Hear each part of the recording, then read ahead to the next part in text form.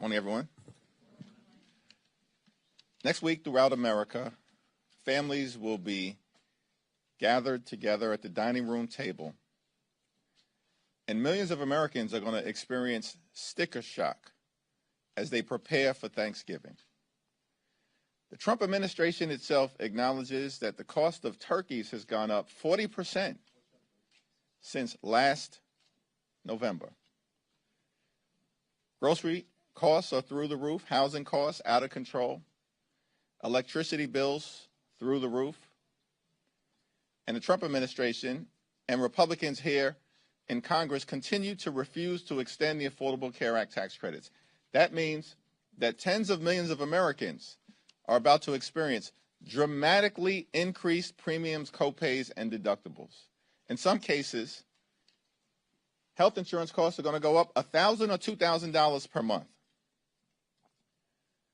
We have a cost of living crisis in the United States of America, and Donald Trump and Republicans haven't done a damn thing about it. In fact, costs aren't going down, costs are going up all throughout America, and the Trump tariffs are costing everyday Americans thousands of dollars in additional expense per year. Now, House Republicans are on vacation for 7+ weeks, a taxpayer-funded vacation, until they were forced to crawl back into town. We have a week of legislative session that began on Monday and will last until Friday. And House Republicans haven't brought a single bill to the floor that actually addresses the high cost of living in the United States of America. It's perplexing. What is wrong with these people?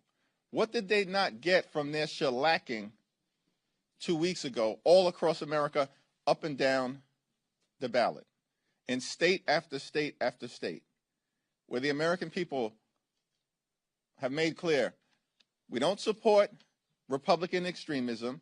Republicans have done nothing to make our life better. And we're thankful for Democrats for continuing to lean in to driving down the high cost of living.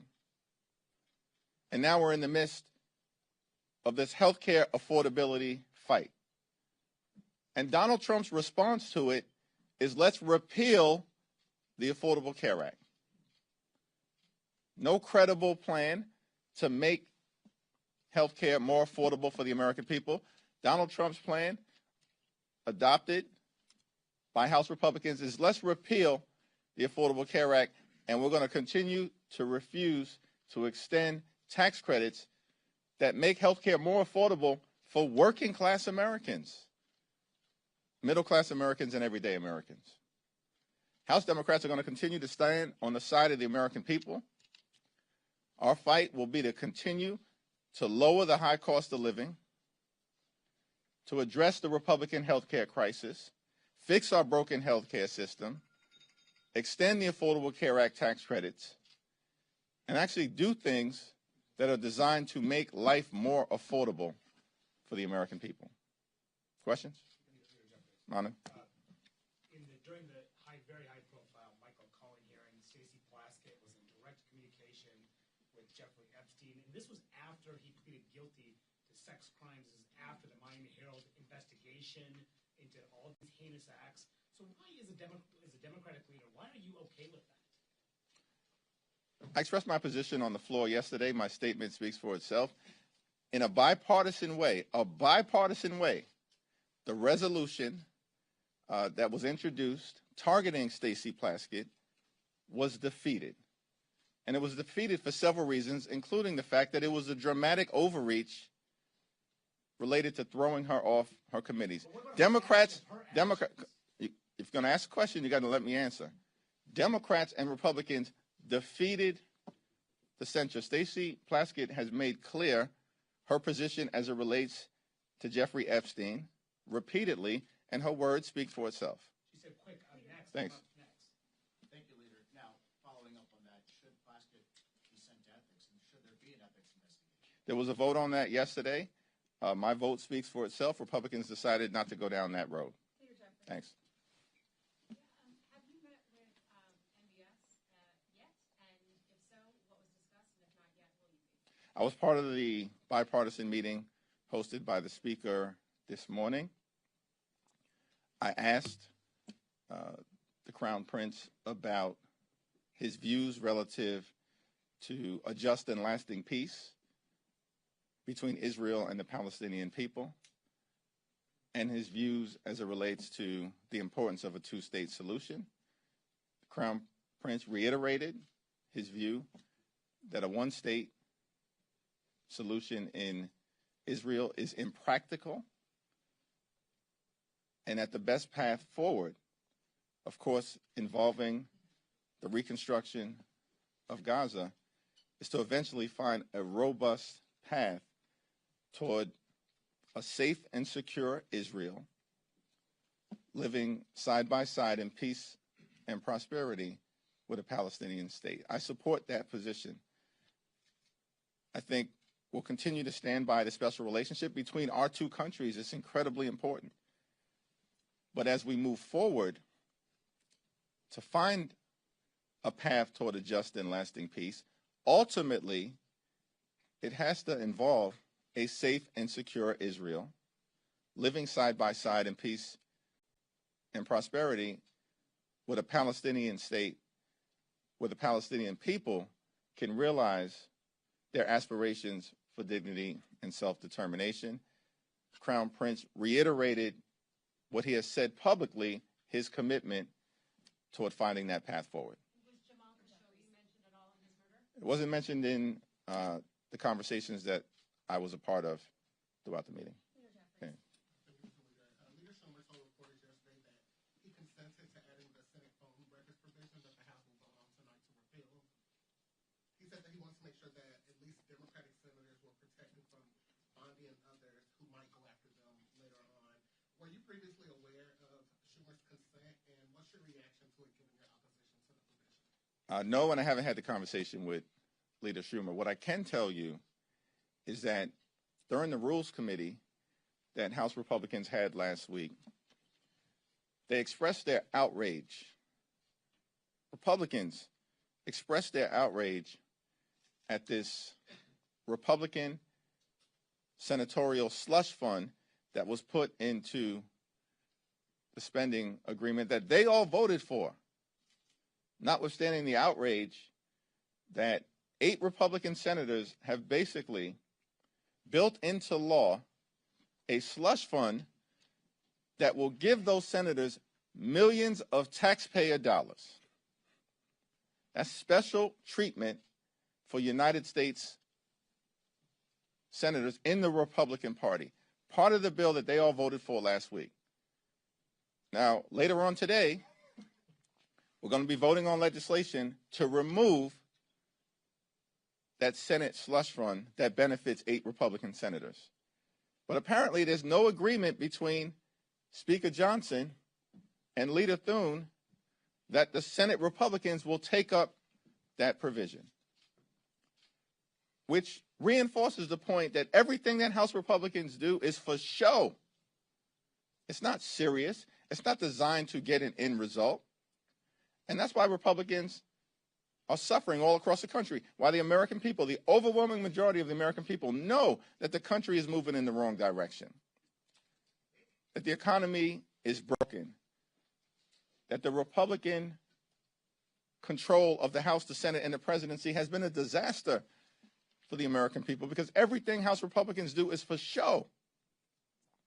They can't even get a commitment from Senate Republicans to take up legislation to remove this multi-million-dollar taxpayer-funded slush fund to benefit corrupt Republicans in the Senate.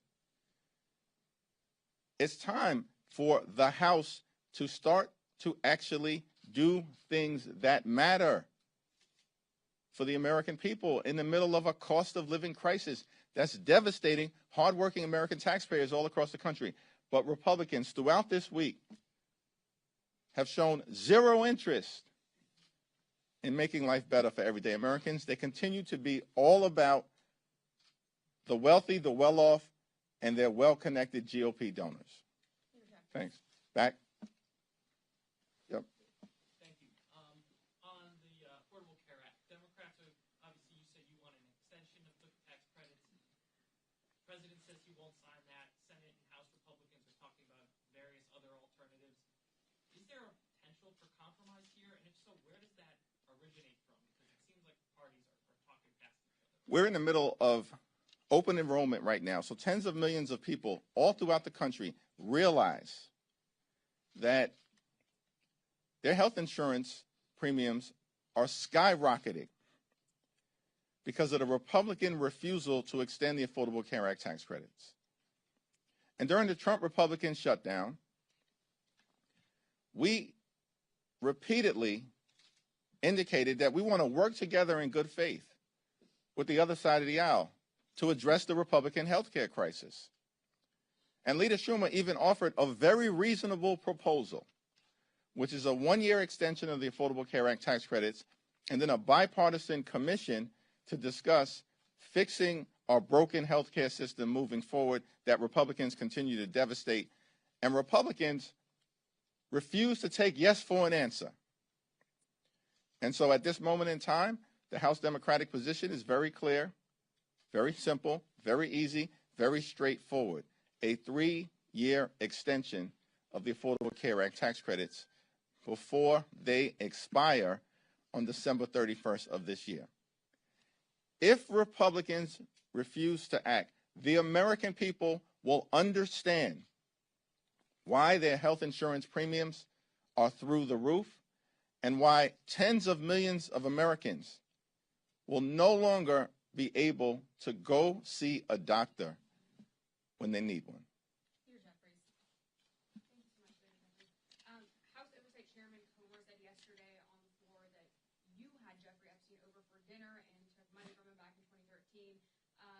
This was after he was on the sex offender list. Any comment on that? And will you be holding members accountable regardless of party affiliation if there were any misdeeds related to the Epstein? Was that a serious question or a serious statement from malignant clown James Comer, that I had Jeffrey Epstein over for dinner, that I accepted money from Jeffrey Epstein? What's extraordinary to me about the clown show on the other side of the aisle is that they lie with impunity on things that are objectively verifiable.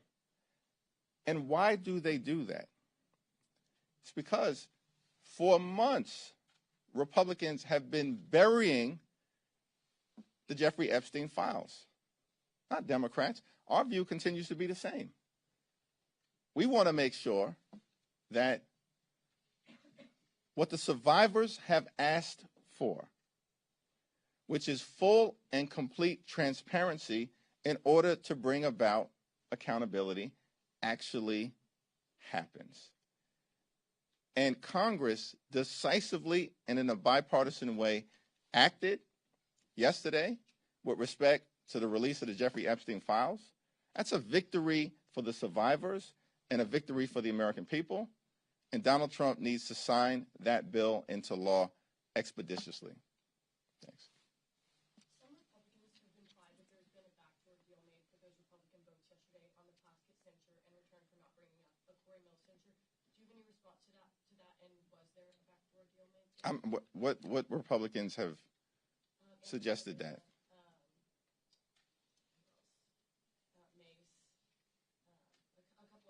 Yeah, the only thing that I can say is that Democrats are not going to unilaterally disarm. And there's a long list of Republicans worthy of censure. A long list of Republicans. Not enough time in the legislative calendar if Republicans want to go down this road of censuring members or throwing them off committees. Thanks. Back row. A couple months ago, you had done an event downstairs with Jared Golden to promote a discharge petition on restoring some collective bargaining rights for federal workers. That discharge petition hit 218 on Monday. I'm just wondering what happens now. Do you anticipate that will be called up? Will there be a vote on that bill in December? Well, Speaker Johnson is required, pursuant to the discharge petition, to set in motion an up or down vote on restoring collective bargaining for hardworking federal employees. And that's a bipartisan discharge petition that will trigger that vote. So we know the votes exist in the House of Representatives. But this is another example of Republicans attacking hard-working American taxpayers, working families, members of organized labor, everyday Americans and middle-class Americans who benefit from union involvement and union participation and collective bargaining against powerful interests across the country. The House Republican majority has been a complete and total failure. They have failed the American people. Life has not gotten better, despite all of their promises to lower the cost of living on day one. Costs have not gone down. Costs have gone up. And the American people know it's because of failed Republican policies. Thanks. Thank you, Leader Jeffries. Throughout shutdown, you really emerged on the national stage, and President Trump didn't hold back his attacks. I know this may sound perhaps counterintuitive, but it does give you perhaps more confidence that he sees you as a strong opponent, the one who can move the political needle and reconsider presidential run 2028. Well, I appreciate you suggesting that throughout the shutdown I emerged on the national stage. I think my mother has done a good job of circulating talking points in that regard. But this fight was always about the American people and putting the American people first. And we're going to continue to lean into that fight, to lower the high cost of living, to fix our broken healthcare system, and to clean up corruption. In the Congress, that is going to start with making sure we prohibit stock trading by members of the United States Congress. And of course, we've got to deal with corruption within the Supreme Court and in the administration, the most corrupt administration in American history. Our focus on the non-governmental side will continue to be taking back control of the United States House of Representatives, because that's the most significant thing that can be done to begin the process of ending this national nightmare that has been visited on the American people by Donald Trump and Republicans. And Democrats are going to take back control of the House of Representatives. And we're going to do so decisively. This whole notion, it was always a fantasy. Some people bought into it. This whole notion that Republicans were going to be able to gerrymander their way into rigging the midterm elections, and Democrats in the House were just going to unilaterally disarm, roll over, and play dead was a fantasy. And I told that to Mike Johnson months ago, directly. This is not going to end well for you. I told that directly to Mike Johnson, early, when it was suggested that Texas was going to move aggressively.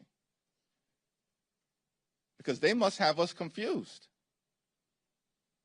We recognize the urgency of the moment.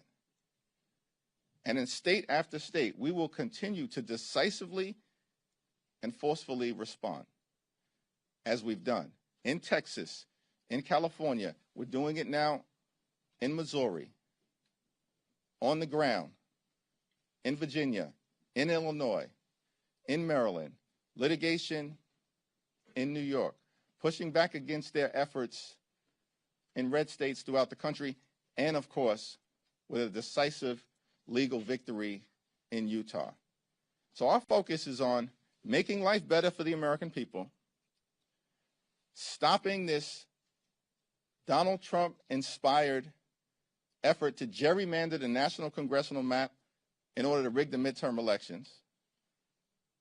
They started this redistricting fight. We will end it.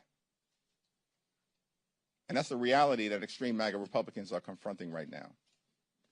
That being said, just to follow up on that, though, in light of the Texas ruling yesterday, do you worry at some point some of your counter efforts could also be invalidated?